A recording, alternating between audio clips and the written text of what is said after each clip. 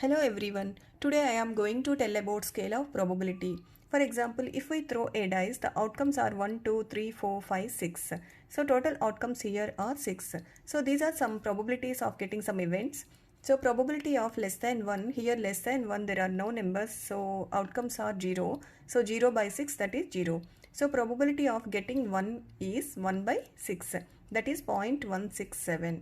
So probability of getting multiples of 3, here multiples of 3 are 3 and 6. There are two numbers. So probability is 2 by 6, that is equal to 0.33. And probability of prime numbers, here prime numbers are 2, 3 and 5.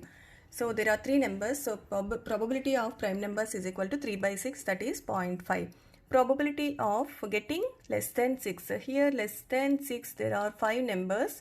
So 5 by 6, that is equal to 0.833. So probability of getting natural numbers, here all numbers are natural numbers. So that is equal to 6 by 6, that is 1.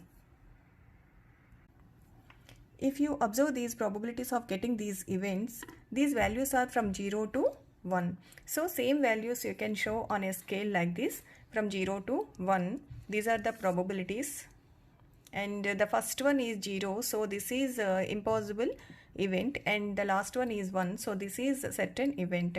So now we can say the scale of probability is from 0 to 1. So we can write the same thing like this: 0 less than or equal to probability of any event is less than or equal to 1.